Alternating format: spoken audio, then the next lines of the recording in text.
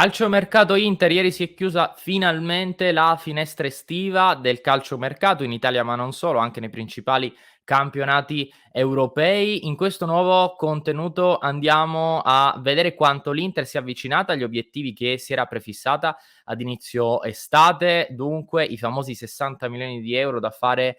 sul mercato inattivo e l'obiettivo del taglio del 15% degli stipendi rispetto agli ingaggi della passata stagione. Amiche e amici di Passione Inter, ben ritrovati. Ancora oggi torniamo a parlare di calciomercato per cercare di tracciare una linea, un bilancio rispetto a quello che è stato l'ultimo mercato, rispetto ai numeri del calciomercato dell'Inter. Da domani promesso, anzi già da questa sera, perché saremo in diretta dalle 19:30 come ogni pomeriggio. A tal proposito vi invito ad iscrivervi al nostro canale YouTube per poter commentare la diretta. Da questo pomeriggio si torna a parlare di campo, si parla soprattutto di derby, perché domani c'è un appuntamento fondamentale, il derby della Madonnina Milan-Inter dalle 18, che potrete seguire come sempre con noi, con la nostra live reaction. Saremo in diretta come sempre dalle 16:45, un'ora e 15 prima del fischio d'inizio, per commentare insieme le formazioni ufficiali, le ultime in vista del derby, e poi live reaction e post partita con tutti i nostri abbonati. Vi ricordo anche le modalità per abbonarvi, per entrare a far parte della famiglia di Passione Inter: andare sul sito www.passioneinter.club, e tra le tante opportunità la possibilità, facoltativa ovviamente, di entrare in diretta con noi tutti i giorni nelle nostre live, e anche nelle live che riguardano i match della nostra Inter. Parliamo però di mercato, chiudiamo questa enorme parentesi che ci siamo portati dietro. Iniziamo con un riassunto di quelli che sono stati i movimenti che l'Inter ha fatto registrare in questo mercato, per cui come è cambiata l'Inter grazie al mercato. Insomma, qui nella finestra transfer market vediamo ovviamente Joaquin Correa, perché è stato riscattato, c'era un obbligo di riscatto nei suoi confronti, ma non lo consideriamo un nuovo acquisto. In realtà tra i nuovi acquisti invece un vecchio acquisto, una vecchia conoscenza, che è Romelu Lukaku, che è arrivato in prestito oneroso ad 8 milioni di euro, dopodiché Christian Aslani, Bellanova, Andrea Onana a costo zero, insieme ad Eric Mkhitaryan, un altro giocatore comprato a costo zero. Questi primi 5 acquisti che l'Inter era riuscita a piazzare al 30 di giugno, e dopo ieri è arrivato Francesco Acerbi, che era stato chiesto fortemente da Simone Inzaghi per completare la rosa a disposizione dell'ex tecnico della Lazio, che adesso si ritrova un Inter completa con doppioni per ogni ruolo,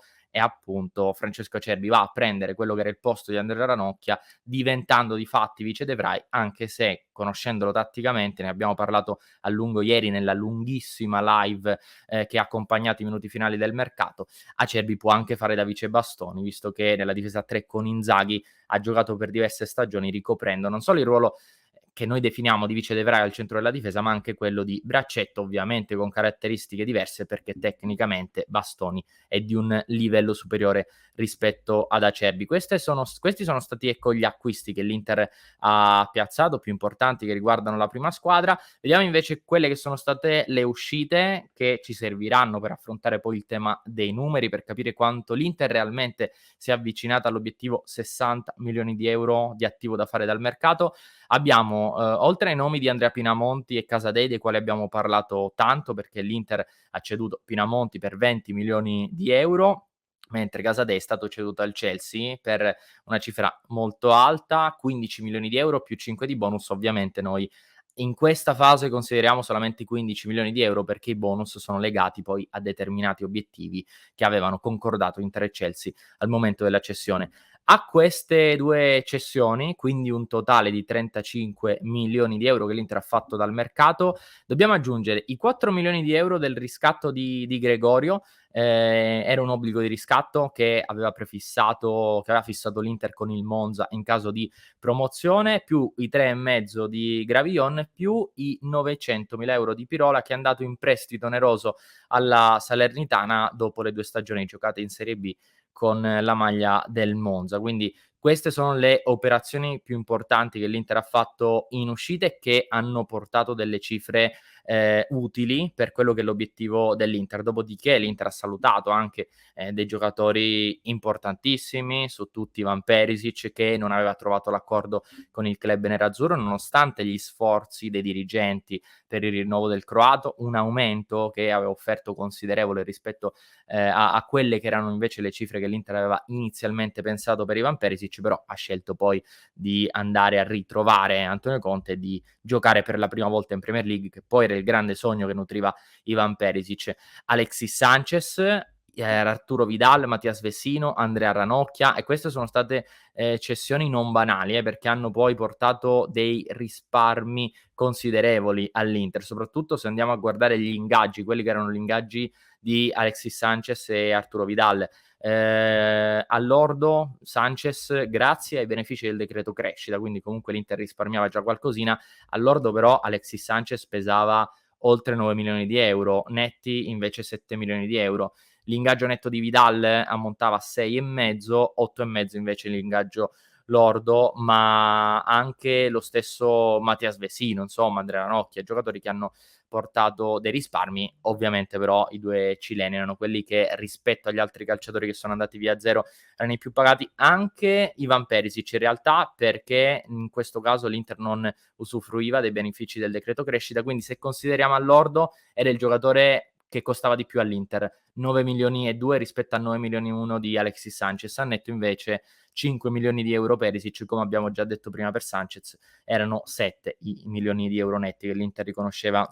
annualmente ad Alexis Sanchez, e questi sono i numeri, diciamo, che riguardano i risparmi poi che l'Inter ha fatto grazie all'ultima finestra di mercato. Andiamo adesso a vedere quanto l'Inter si è realmente avvicinata all'obiettivo 60 milioni di euro di attivo da fare sul mercato. Abbiamo già accennato in realtà le cifre delle cessioni più importanti dell'Inter, vale a dire quella di Andrea Pinamonti, 20 milioni di euro. Qui non consideriamo la plusvalenza, perché la plusvalenza la consideriamo in ottica di impatto a bilancio, che andremo comunque a vedere più avanti sempre all'interno di questo contenuto. Consideriamo i 20 milioni di euro che è la cifra concordata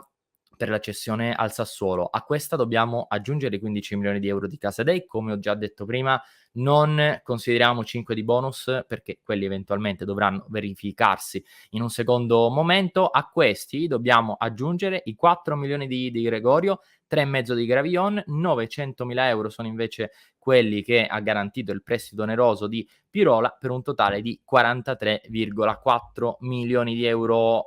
di attivo. A questi chiaramente dobbiamo togliere invece quelle che sono state le uscite del club, considerando le uscite che l'Inter ha dovuto sborsare in questa finestra estiva per i vari calciatori che sono arrivati, dunque Lukaku, Mkhitaryan è stato preso a costo zero e Onana, quindi in questo caso non vengono calcolati, anche lo stesso Acerbi. Dobbiamo invece sì considerare le cifre che l'Inter ha già versato per Aslani, nel caso di Aslani è stato prestito oneroso a 4 più obbligo di riscatto, altri 4 milioni che l'Inter ha versato per Bellanova, quindi in questo caso però è stato inserito un diritto di riscatto e non un obbligo. In ogni caso il saldo positivo dell'Inter tra entrate e uscite ammonta a 28,6 milioni di euro, la metà rispetto a quanto si era prefissato il club, però allo stesso tempo l'esercizio chiude il prossimo 30 giugno 2023 e, come hanno ribadito i dirigenti, fino al prossimo 30 giugno 2023 ci sarà tempo per raggiungere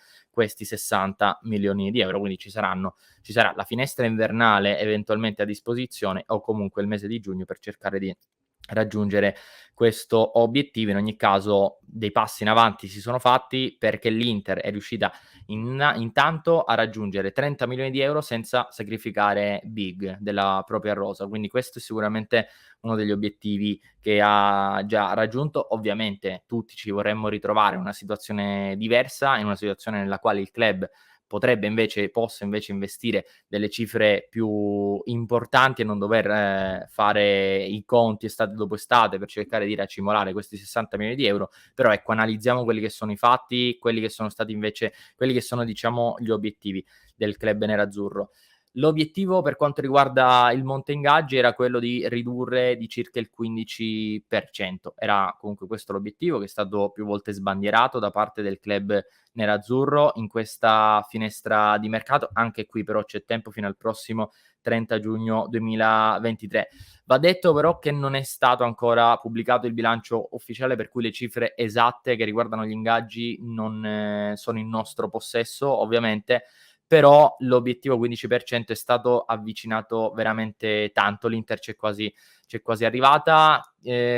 Ha compromesso un po' questo obiettivo l'ingaggio di Francesco Acerbi, perché al lordo, considerato un po', Acerbi pesa 2,78 nel bilancio di questa stagione, netti sono invece 1,5, e da qui nascono i dubbi che aveva nutrito Steven Zhang a pochi giorni dalla chiusura del mercato e che avevano portato inizialmente il club, i dirigenti, a fare una netta frenata sul nome di Acerbi. Poi, come abbiamo raccontato anche nelle ultime ore, è stato decisivo l'inserimento di Simone Inzaghi, che prima, nel post partita di Inter Cremonese, pubblicamente aveva lanciato un messaggio forte e anche inaspettato, perché in questo primo anno Simone Inzaghi difficilmente ha criticato, non è una critica vera e propria, però ha alzato la voce nei confronti della società. Lo ha fatto nel post partita di Inter Cremonese, ma anche in qualche conferenza stampa di inizio stagione. Aveva bisogno di questo vice De Vrij, ne ha parlato con Steven Zhang che lo ha accontentato. Dunque si è complicata leggermente la strada per arrivare al taglio del 15%, però in attesa dei numeri ufficiali l'Inter si è avvicinata veramente tanto, è andata oltre la soglia del 10% e questa è sicuramente una buona notizia. Prima di chiudere vediamo un po' che impatto ha avuto questo calciomercato sull'attuale bilancio dell'Inter, sul bilancio 22-23. Dunque, per riepilogare, dobbiamo dire che l'Inter in questo bilancio ha fatto registrare risparmi da 66 milioni di euro. In questa stima ovviamente vengono calcolate le plusvalenze che l'Inter ha fatto grazie al mercato, più gli ingaggi che sono venuti meno, di cui abbiamo parlato prima, e dunque vanno ad aggiungersi alla somma totale che fa 66 milioni di euro circa risparmiati in questo bilancio. A questi però dobbiamo togliere 40,7, i quali corrispondono alla spesa che l'Inter invece ha fatto sull'attuale mercato. Dunque la spesa che ha fatto per comprare, per acquistare quei calciatori che sono stati aggiunti alla rosa in questa stagione, più i rispettivi stipendi per il corso della stagione 2022-2023. Qual è stato dunque il saldo finale nell'attuale bilancio 22-23? Un saldo positivo più 25,3 milioni di euro circa, per cui possiamo dire che l'Inter, mantenendo alta la competitività della rosa, che era l'obiettivo che era stato annunciato alla vigilia dell'estate, è riuscita anche a far registrare un saldo positivo dopo la chiusura del calciomercato. L'Inter non ha dovuto cedere big, ne parlava anche questa mattina il Corriere dello Sport, sottolineando come Steven Zhang comunque sia riuscito a trattenere tutti i big, tutti gli assalti, a partire da Milan Skriniar, che era fortemente voluto dal Paris Saint-Germain, passando per Robin Gosens, che aveva ricevuto un'offerta importante a poche ore però dalla chiusura del mercato da parte del Bayer Leverkusen, e addirittura, sempre il Corriere, ha avanzato una notizia molto importante, vale a dire Steven Zhang avrebbe già dato il via libera ai dirigenti per portare avanti 2 discorsi che riguardano 2 rinnovi fondamentali. È vero che l'Inter ha 9 calciatori che vanno in scadenza, ce ne sono 2 però un tantino più importanti. Milan Skriniar, il primo, e Stefan De Vrij. In entrambi i casi Steven Zhang avrebbe detto ai dirigenti: iniziate le trattative per i rinnovi, forte del risparmio, del taglio che ha avuto sugli ingaggi dell'attuale rosa, e quindi adesso va a precipitarsi per cercare di non perdere a zero quelli che sono tra i migliori calciatori della propria rosa, soprattutto Milan Skriniar, perché come raccontano le ultime indiscrezioni dalla Francia, il Paris Saint-Germain non ha intenzione di fermarsi qui e vorrebbe riprovarci nelle prossime sessioni, però avere un contratto nuovo e lungo per l'Inter darebbe, ovviamente, cambierebbe completamente la prospettiva, darebbe più forza contrattuale all'Inter, e dunque speriamo che possano trovare il prima possibile un accordo. È più facile quello per Skriniar perché un'intesa di massima era già stata raggiunta, un po' più complicato quello di De Vrij, però anche in questo caso c'è ottimismo perché le parti vogliono alla fine raggiungere un accordo comune. Io prima di chiudere vi voglio ricordare l'appuntamento di questa sera in diretta a partire dalle 19:30, perché da stasera si chiude la parentesi mercato, si comincia a parlare di derby di Milan-Inter. Domani preview dalle 12 alle 13, nella quale analizzeremo ancor più a fondo i temi della partita del derby di domani. E prima ancora però vi voglio lasciare un contenuto che vi consiglio. Per chi ci segue in podcast lo lascio nel link in descrizione. Per chi invece ci sta seguendo su YouTube vi lascio proprio qui il video, vale a dire il voto che Passione Inter ha dato al mercato dell'Inter. Vi invito a commentare, farci sapere anche il vostro voto al mercato. Ciao, a stasera.